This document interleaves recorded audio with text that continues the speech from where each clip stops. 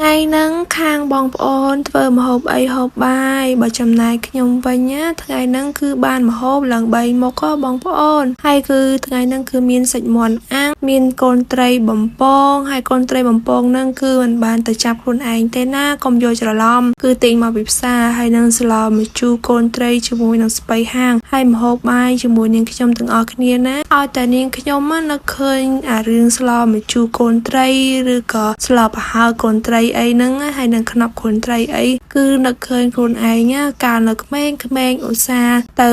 ដើរអូសត្រីមែនតែនជាមួយពូម៉ាហើយនឹងបងប្អូនមួយម៉ែមួយអីចឹងបងប្អូនគឺយើងទៅដើរអូសត្រីតាមមាត់អូមាត់អីចឹងទៅហើយកាលនៅក្មេងៗចូលចិត្តមែនតែនអត់ទៅបានទៅម្ដងគឺសប្បាយចិត្តមែនតែននិយាយពីរឿងហូបបាយតែរំលឹករឿងចាស់បន្តិចទៅណាបងប្អូនឡើងឲ្យទៅលឺថាអូយើងនាំគ្នាទៅអូសត្រីគឺសប្បាយចិត្តមែនតែនមិនថាទាំងខ្ញុំពូម៉ាខ្ញុំបងប្អូនអីក៏ដោយគឺសប្បាយចិត្តទៅរឿងទៅអូសត្រីហ្នឹងដើរលេងទឹកផងអីផងដើរអូសត្រីមកវិញសប្បាយចិត្តយីសេពេលអូសត្រីហើយយកមកស្លមកជូរពេលមេរលឹមសាច់ហូបទៅអែមមែនតែនបងប្អូនហើយនឹកឃើញកាលហ្នឹង